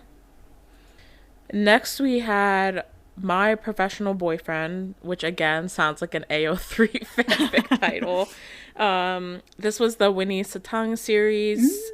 Basically, Winnie's character comes from like this very well-off family. His dad wants to hire him or marry him off. He hires Satang's character to be his fake boyfriend. Satang's character needs the money because he's in a lot of gambling debt. Fake relationship to real feelings type vibe. This felt like a JoJo show, but I don't think it's directed by JoJo. Yeah, like it right? had JoJo's aesthetic, but as far as I know, I don't think he directed this one. But it was a cool, again, like a pretty cool aesthetic. I feel like the fake relationship is a theme we're seeing come up a lot this showcase as well. It's definitely like a big step to a more adult project for Winnie and Satang, it seems. Yeah. I know that summer was a little bit more adult, but I feel like this, They just the had some theming adult of it. scenes in that. Yeah, even just like beyond like, Let my kids watch that show. yeah, I mean, even just like beyond the NC scenes of it all, like I feel like the theming of the show feels more adult in nature compared to their past projects. I feel like I've become like a Vinny Satang fangirl. I've just been enjoying their shows. Like that summer, I've enjoyed that more than I thought I would. And I watched this trailer, and it's one of the ones that I'm most excited about. I think like this fits them so well, and I think they're gonna rock it. And I'm interested in this drama. Like, there's gonna be a drama. I love it. Yeah. There's a lot of plot points that I feel like were set up in the pilot. Cause was it Ohm that came in playing like I think the person that Winnie's dad wants to marry him off to like for the family clout and stuff like that. It seems like a very, very interesting, there's a lot going on with the plot, I will say. Yep. I don't know why I was kind of surprised to see another Winnie Satang show be announced, because I know that they're kind of like on the up and up, but I don't know. I don't know like how popular they are. I guess I just wasn't expecting another show from them so soon, so to speak, even though we don't know when this is. They're super popular in Thailand. Like, they're super duper popular in Thailand. Interesting. I think, and this I think is part of why we have so many shows, GMMTV has set a standard that all of their, if you're an official pairing, like, you have to get a show. Yeah. Yep. That is the standard GMMTV has set with like the way they do their pairings now. Yes. And so all of the couples that we're seeing, and the reason we're seeing so many shows, is that these are all official pairings. Plus, like, they have to introduce like new people and stuff like that. But I think if there was any official pairing that did not get a show, the GMMTV would not hear the end of it. So they're making shows for every official pairing. And so, yeah, like, even though that summer just ended, and like you said, like, this could come out in over a year from now for all we know. But yeah, I think that's part of why, like, everyone, no matter how recent their last project was, is getting another show. So but we'll see. I was it's not like my most interested, but I think it's going to be an interesting setting to see Winnie Satang step into. So I think it could be cool if it's well done. It could be really cool. They are really good with tension, and I love tension. So I just think this is going to be great. Yeah. I have a gut feeling. Okay. Everyone, if Pixie's gut feeling is wrong, come back here in a year and let her know. Or it could be very right. It could be very right as well. I will make a whole episode about how right I was if I'm right. You're that petty. Yeah. And next we had Kiss Me Remember, which is Barcode in a new BL pairing with Kin. Okay. This was me watching Barcode on the screen in a couple. I'm just, What? This was a plot twist I did not see coming. Just Barcode being in a BL. Well, Yeah. like having a new couple, like Yeah. acting as the main in a BL. Yeah. So yes, this is Barcode with Kin, who Kin was in the BL The Hidden Moon that I don't know if anyone really watched. It I flew watched very it. under the radar. What? I've never. I What? watched it. The novel was written by the author who Did I Feel You Linger in the Air. That's, Oh, that's how you my know. connection to it. But yes, he was in that series. I think last year is when it aired. It was a very like small, flew under the radar series. So he will be starring opposite of Barcode. There's also Ken and Paul, who are in Boys in Love, and Sankt, who is the female actress in the series, who is one of GMMTV's rookies. So basically, Barcode's character, they find him on Ken's character finds him on like the side of the lake. He doesn't have any memories, but he realizes that when he kisses Ken's memories, or when he kisses Ken, his memories start coming back. So basically he wants to enter into this relationship where he gets kisses and gets his memories back in exchange for protecting Ken's character from the bullying that he receives at school. So yeah, a lot of people were not expecting Barcode to move back into a main role, and in the BL sphere. I think it was something that a lot of people were going back and forth that they thought Barcode would do BL. He also just obviously debuted in GMMTV's newest Riser group, so people were thinking he would maybe do more of a music focus, but I wonder because we thought that as well. Like he was moving into GMT for the music. Like he was gonna focus on that and not like him being in Revamp was kind of a shock even. But I think that because he went into GMMTV and there's a lot of like positivity around BL there and a lot of others in the same situation, that he sort of kind of probably just felt comfortable doing it again. And that's why. I do think there's kind of like at this point this almost expectation that if a new actor or actress comes into GMMTV, they are going to be in a BL or GL at some point.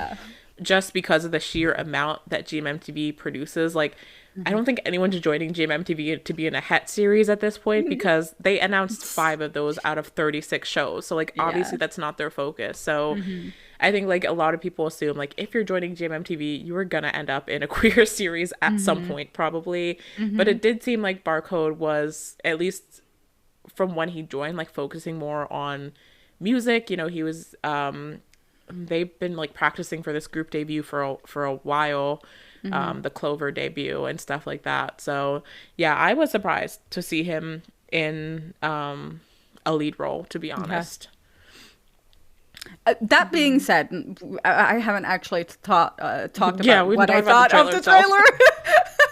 That being said, I did actually enjoy the trailer. I do like the concept. I think it's interesting. I think there can be a lot of trauma connected to it. It doesn't have to be like haha funny. I think because at some point he's like, I don't want to kiss you anymore because all the traumatic memories are coming back. And he's probably already in love with him at that point. So how do they navigate that? Yeah. So I think there's going to be a lot of interesting emotions and stuff happening. So, and I think like Barcode did a great job at portraying the character. Yeah. Yeah, the first time I watched it, when I was watching the showcase live, I was just kind of like, okay, like I didn't have a lot of feelings about it. The second time I went back, I liked the pilot a lot more than I did the first time I watched it. I think I was able to focus more on just the pilot because I wasn't like watching the showcase with the live reactions and everything like that. So when I was sitting down to watch it, just focusing more on just the pilot and what was going on there, I found myself a lot more intrigued by it. I do think it is like a really interesting premise that has the potential for a lot of emotional and like in-depth scenes coming from that. So I'm curious to see what it'll turn out to be. Yeah, even though I wasn't super compelled by the trailer, I think that Barcode is like the most underrated actor. Like I think he is amazing and no one gives him enough credit. So that kind of makes me want to watch it. But I want to see what like the final tone of the show is. Yeah. Because I'm like, is it going to change a lot from what we see now? That is a thing that we see a lot. Yeah. So I'm still very wary, but we'll see. Yeah. Yeah, the tonal shift in the final trailer is a thing we see a lot. And I really like the tone of this pilot trailer. Like, it was more on like the serious dramatic side with some elements of comedy. So I think I would like it a lot if they keep that tone throughout into the final project. Same. So yeah. The next one is for me. This is my my pilot. I saw this and I was like, someone needs to check on Alexa right now. This is my pilot that I have been waiting for like 3 years at this point. Billionaire Biker, starring Ooh and Boom. They finally got their main lead series that we have been waiting for a long time. I will say, like, the plot is not like the most extravagant thing in the world. Like, it is another office romance with like a regular worker of Boom's character and the vice president of the company, who is Ooh's character. And they kind of enter this type of like, it's almost, again, like a boyfriend for hire type thing where Ooh's character starts hiring Boom's character to like go out to eat with him and like go to places with him, and like a boyfriend for hire, basically. And then that develops into romance from there, actual romance from there. So obviously we have more than one office romance in this show. We have more than one like CEO, regular worker / intern romance in the showcase, but this one is for me, so I'll be there. Like, there's nothing else for me to say, like, at this point. Like, I will be watching, I will be sat. That's about all I have to say about it. Yeah. No, I don't really have a lot of thoughts. One of the thoughts that I had was Billionaire Biker is a stupid Really show bad name. title. I will say It's such a stupid name, dude. But like, but it's my show title, so I stand by it. No, I thought it's not a bad premise, and the trailer isn't bad. It's not like I'm not hyped, but I'm not bummed out either. Like, I am interested in watching this, but it's not the most anticipated for me. Yeah. The way I look at it is, if they're finally getting this show, then it's only up from here. So good for them, and I hope the show does well. Yeah. Yeah, that's kind of how I feel. Like, yes, it's not like the most unique premise out there, you know, but like, it is a show for them, and I was fully like expecting to see them in like another ensemble series or something, which honestly I was surprised we didn't see more ensemble projects this year with how many couples are in GMMTV now. So just the fact that this show is just them with not even seemingly a side couple in the pilot trailer, like, I don't know, it feels like it's been a long time coming for Ooh Boom fans. So I am very excited for it, and you will see me being unhinged when this show is finally on the air. So watch out for the LoveCast socials when that time comes. Okay. The next one we had was Write You Again, starring Chris and Cincto. So in this pilot trailer, Chris' character, I think, was in an accident where he lost all of his memory. Loss again. Yeah, another common theme. So he goes back to his hometown to see his childhood home, to see if being there will bring back any of his memories. And there he runs into Cincto's character, who he seemingly had a relationship with before he lost his memory. So he does not remember Cincto's character having this relationship with him, but Cincto's character does. So they kind of reconnect back in his hometown and kind of rebuild that relationship from zero again, knowing that Chris' character cannot remember their past that they had together. So yeah, it's a very it was very like melancholy trailer. Like I like the vibe of the trailer. Yeah. I think it's a really common premise. Like we've seen a lot of memory loss, but I also think this one had a little bit more of like that dramatic feel to it than some of the other memory loss ones, which I liked. Yeah, and I feel like they have like a more like a adult feel to it. I like that they've been given more adult shows. I kind of feel like since they've been like established couple for so long, we don't take the break into consideration here. They've just always been together, okay? It feels like a natural like step up for them to do like more adult themes. Yeah. It's also like they're both in their 30s at this point. Like there's only so many youthful themes. Like yes, you are still youthful at 30. I'm not I am in my 30s, so I'm not trying to say you're not youthful, but like we can't put them back in university uniforms anymore. Like they're past that. So like, you know, these kind of stories feel like the right step for them. I kind of love how they put them in another show that they're exes. This is true. Yeah. On theme. They are like the second chance. They are cornering the second chance romance market in GMMTV, it seems. Yeah. But I honestly, I love them on screen together. I loved the X Morning. I will probably love this. I'm so glad that they're back together. My only thought watching this trailer was that I was like, there's room for a lot of gaslighting in this plot line. I was like, because can't he just like make up things that never happened and say that they happened? Yeah. So I was like, this, it's kind of intriguing, but yeah, I don't feel any sort of way about it.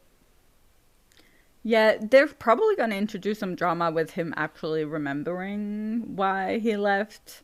Yeah, if he remembers why they broke up, like at some point. It's like when once they start a new relationship, like from the beginning, that's when he'll remember their memories. Fallen back into love with him, and then boom, memories. Oh shit.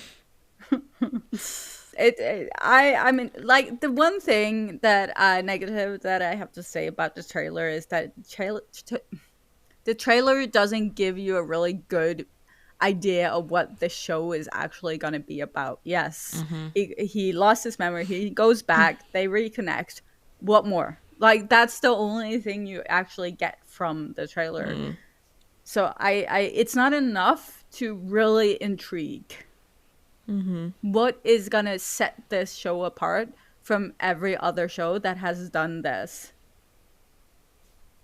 Yeah, we'll see. So, but yeah, I'm just excited for Kristen Singh too.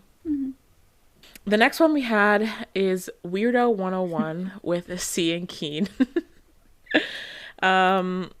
So this is kind of like your classic like nerdy boy athlete trope.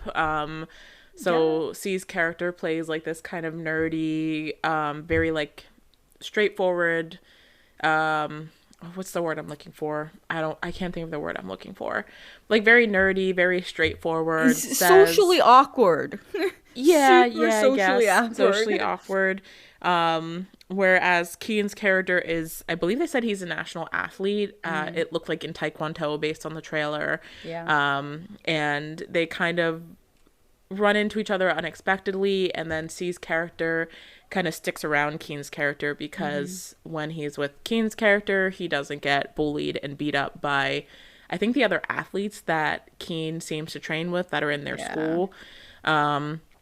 So yeah, I will say like it subverted the trope a little bit with like being C's character, the nerdy character, being the one who's like actively hitting on Keen's character. So that was cute, but I mean, I love C and Keen. Like they're one of my favorite younger pairings. Their dynamic is just so refreshing. I don't know. I have a lot of fun. I had a lot of fun with Only Boo. I'm having a lot of fun with Head to Head. Like even if this isn't like the most exciting premise to me, I think I will watch this show because I really enjoy seeing Keen as actors. Yeah, I do feel like they are doing something different with this, and like they really made him into a weirdo. And I kind of love it. It honestly, it gave me a little bit like 23.5 BL version. Like Yeah. that was kind of Yeah. like the vibe of the characters. Like not exactly the same, but like C's character and Angsa kind of have that similar awkward energy with Sun and Keen's character being the more like popular ones, but not exactly the same, but it did kind of give me a little bit of that vibe. Yeah. Yeah, I don't disagree. Like but I'm kind of excited to see what they're gonna do with it. And let's be real, any show with taekwondo and boys beating the crap out of each other, I will be there. Hell yeah. I mean, hell yeah. I'm a simple bitch, okay? That's so funny. I don't know if you guys watched C and Keen's Mute Love, but C plays like a nerdy character in that one too.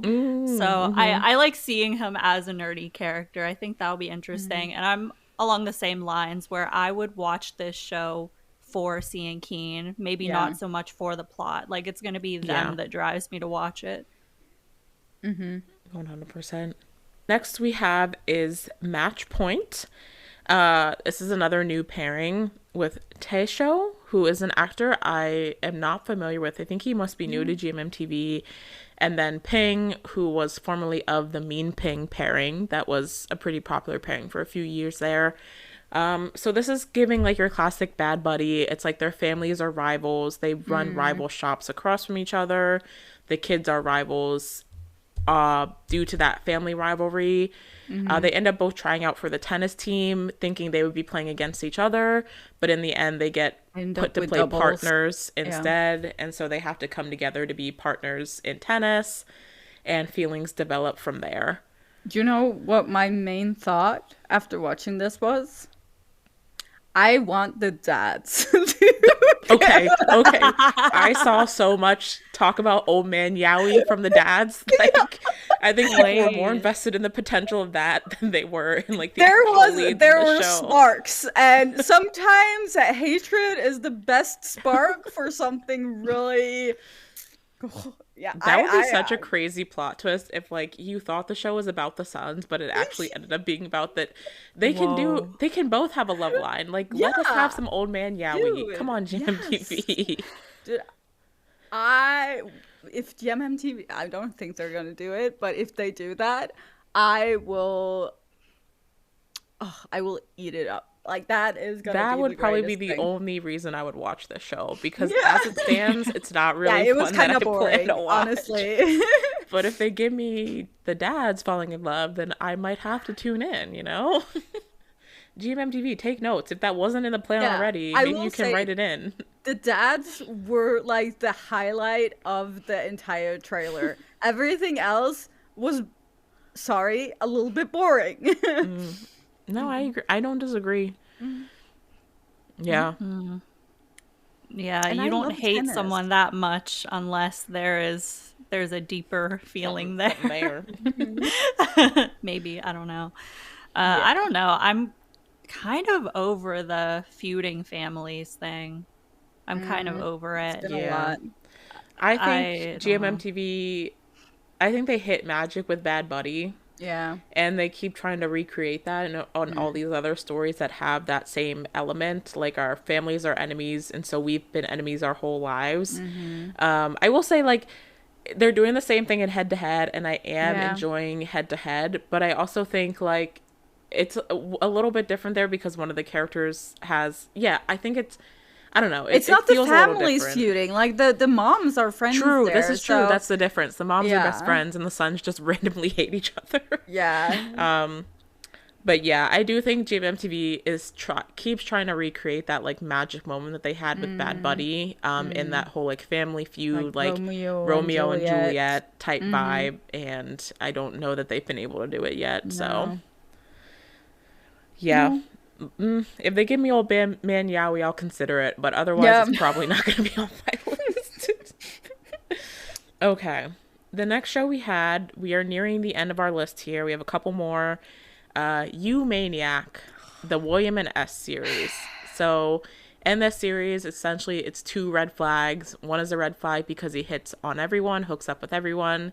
The other's a red flag because he's unnecessarily cold and just ignores everyone, doesn't keep anyone in his life. And they end up in this kind of mutual benefit, friends with benefits type situation. And BL ensues. William and Est have like the most insane chemistry on screen that I just like. I don't even know what happened in that trailer. I just saw them. And I kind of just want to watch it for them. I don't care what the plot is. Yeah. I mean, William and Est have skyrocketed in popularity, and understandably so. I mean, I think they do have a lot of good chemistry going on. The show feels wildly different from Tempo, which is a nice switch of pace for them. I mean, they were making out within the first 15 seconds of the pilot trailer, so certainly one that's grabbing your attention in that way. I think it's going to be interesting to see how that chemistry plays out. It's interesting to see like how the red flag, green flag discourse has now made it into the shows. Like they are labeling themselves as red flags within the show. So, you know, I guess the fans don't have to do that now that the show has done it for you. I mean, even in the first episode of the Burnout Syndrome, they mention like Gunn says that I like red flags. They're becoming self-aware. The shows are becoming self-aware. But yeah, I mean, I kind of feel like that I'm along the same lines, that it's an interesting premise. I think I'm more drawn to William Est than I am the premise itself in general. But I'll be curious to see how it all plays out. I mean, with the title of You Maniac, I'm expecting some shit, okay? I don't know what was going on there, but I'm expecting things. Yeah, even though I don't feel necessarily inspired to watch this series, I feel like it's going to be one where you're missing out majorly if you don't watch it, because I know everyone's going to be watching it. Like, it's going to be the talk of social media. So I feel like I'll feel left out if I don't. Yeah. No, it does seem like one of the ones that has gotten the most talk from the showcase. So I do think it's one that it feels like it's going to be like the big social media buzz show from this batch of shows, at least based on what we've seen so far from all of the pilots. So yeah, I really like William S. So I'll probably, it's one that I would be planning to watch regardless, I think, but I am interested in the plot to some extent as well. So next we have the spooky love tale, which is Perth Santa. So essentially, one of them is an author of horror novels, and he starts seeing the ghosts from his novels in real life. The other one thinks he is seeing the ghosts from the novels of this horror author whose novels he reads all the time, aka the other character in the show. And they come together because they realize that the ghosts aren't as bad when they are together and like being in each other's presence. I didn't love this trailer, to be honest. No, like listen, I waited to all these trailers because I wanted the Perth Santa trailer. I wanted to see what show they got, and I was majorly disappointed in this. I think like they deserve better than this plot. I want it to be good, but I cannot for the life of me understand how they're gonna make this any good. I know this is technically adapted from a Korean webtoon or manhwa, so this is like I think someone said it's the first time GMMTV is adapting a Korean IP.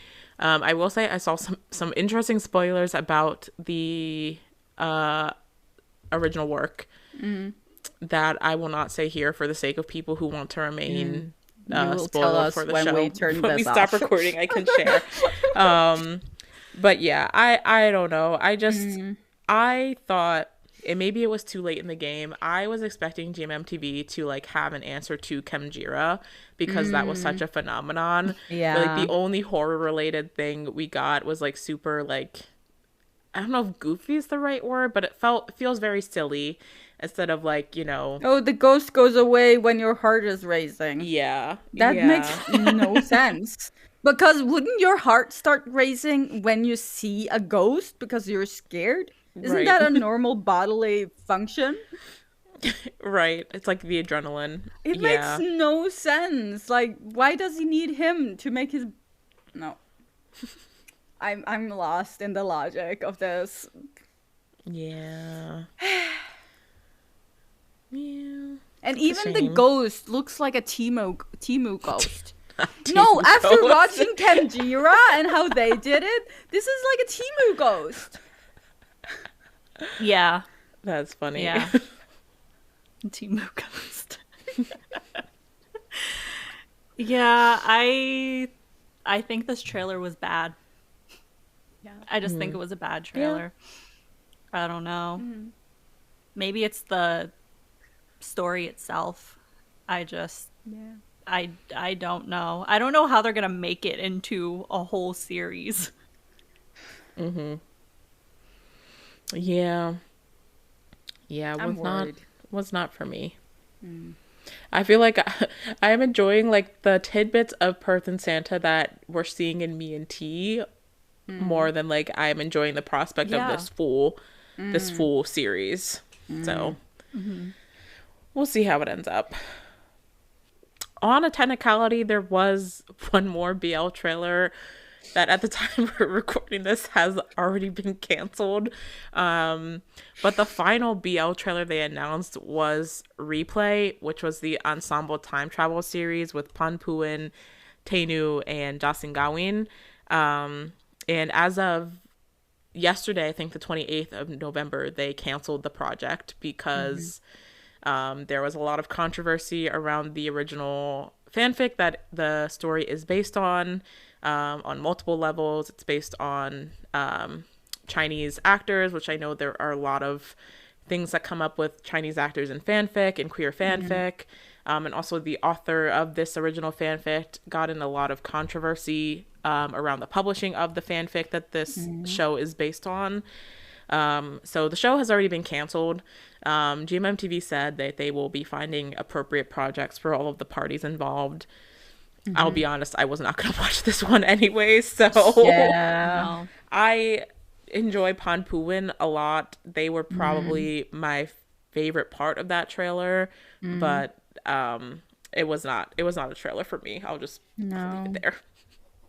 So we'll see. Yeah. I mean, I don't know. I don't know if they'll get new projects sooner rather than later, or if we'll be waiting till next showcase, but Right. Yeah, I wonder if they're gonna like separate them into making more separate Or find shows, or another if they're gonna ensemble find show for another them. ensemble show. I was kind of wondering about that too. But yeah. So it's crazy. This was like their finale BL, and I think they thought it would be like a big ensemble thing like that people were really excited for because of the pairings involved, and then for it to get canceled like a week later. Yeah. Not even a week later. When was the showcase? On Tuesday. 4 and days it was ago. canceled by Friday. That's 4 days pretty ago. crazy. 4 days. That's unheard of. Yeah. Yeah. That especially for GMMTV, because they in general don't listen that much to what fans are saying. So Right. the Clearly. backlash has to have been like insane. It had to be on the back end. It had to be on the higher up sponsorship end legal. of things to get them moving like that. It Legals probably affected the sponsors, which made them pull the plug for it. Which is great that people have that power. Like people can do stuff if they want to. No, I think it was the right thing to cancel it. From all the controversies and like you were explaining, I mean, it's like there's enough controversies with fan fictions making it into mainstream, or we've definitely seen that in the past. Yeah, and I think like fan fiction authors get a lot of crap already because of the nature of fan fiction. But then when you have like an author who also basically scams people out of money because it's behind a paywall, and then sells it to a company to make even more money off of it. And I mean, if there was like a real job into rewriting it, making it into a really original story, like Alchemist did with the Harry Potter fan fiction, Manacled. It was made into a book, and I read both the fan fiction and the book, and they're two very different. Like you can see the inspiration, but they're very different. They really rewrote it properly. And at that point, I mean, you've done enough to make it your own work. But yeah, I don't. It's a hard like line to walk on with fan fiction, getting into made into real work. And you know the actors involved in the series, they're the ones who would get the brunt of all the hate and backlash from everyone. For so sure. it's probably 100%. best from all And avenues that they shut that down. Especially when it's like Untamed fan fiction work, because Untamed has like an insane dedicated following. Yeah. So I guess we'll see what will happen with projects for all of those pairings. I mean, Tainu still haven't filmed their project from the last showcase, so that dog in a plane, I think is what it was called. So they still have that. Only Friends Dream On still hasn't aired yet, and Me and T is airing right now. So it's not like we won't see those actors at all, but I'm curious to see what will be given in terms of a new project for them. I guess we'll have to wait I don't see. think we're gonna see the new project until the next lineup for next year. Yeah, we'll see. We'll see. Well, that was all the pilots. The only other thing they showed at the showcase was they announced the Love of Siam musical last year, and then they confirmed. I don't know why I just had this in my head that it was already announced, but they announced at this showcase that Gemini and Fourth were going to be starring in that musical. And they did like a performance. It wasn't actually a pilot trailer. And I know P. Off is directing that musical. So that is still on the books as well. That was the other BL related thing that came out of this showcase. But otherwise, that is all for the BL and GL projects of the GMMTV 2026 showcase. It's a lot. It's a lot. And personally, I think it's a lot more than GMMTV can handle based on what we're seeing already.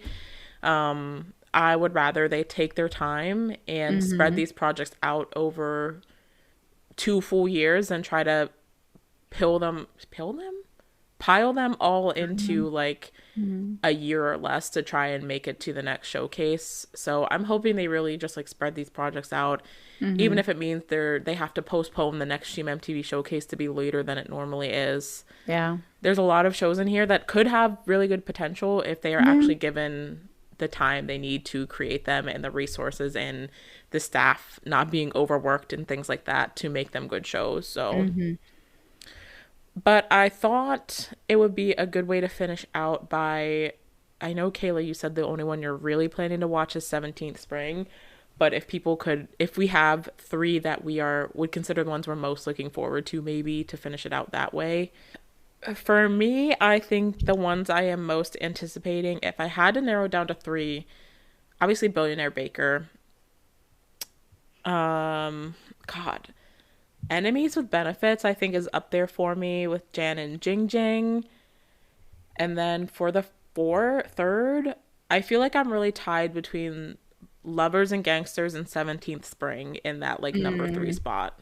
2 wildly different concepts, but 2 I'm both excited for. Mine would be Enemies with Benefits. It really drew me in. For my second, I would say It's really hard because I have a lot that I would really put in. I'm gonna say Lovers and Gangsters. Mm-hmm. Just it's just so corny. I love it. And for my third, like there's a lot I could put in here, but I'm gonna say Gunshot.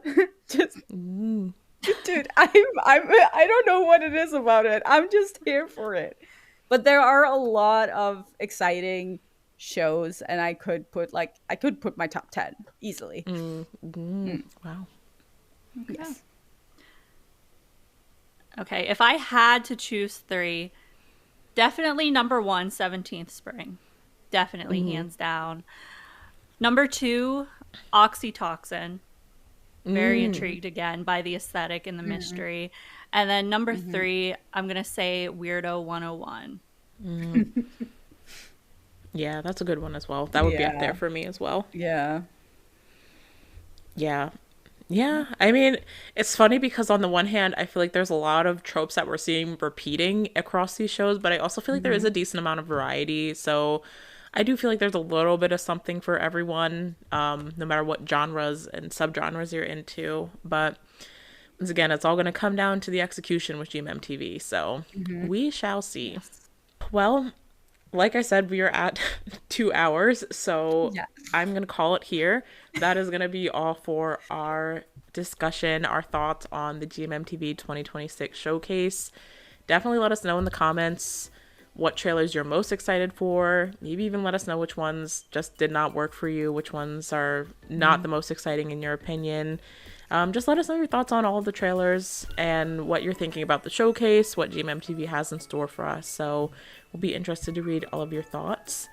And if you like the episode, like the discussion, make sure you give it a like. Make sure you're subscribed if you haven't already. And share the episode with your friends who are also fans of GMMTV and tune into the showcase. I know it's like our annual BL event, so we all have fun with these discussions. Yes. And you can also check out our socials and our Patreon down in the description. We have a lot of exclusive content over on Patreon. Show recaps, reactions, reviews, all that fun stuff is on our Patreon. And it's a great way to support our show and our channel if that's something you're interested in. But that is all for this bonus episode. We still have a few more regular episodes coming before the season ends. So we will see you guys in another episode very soon. Bye.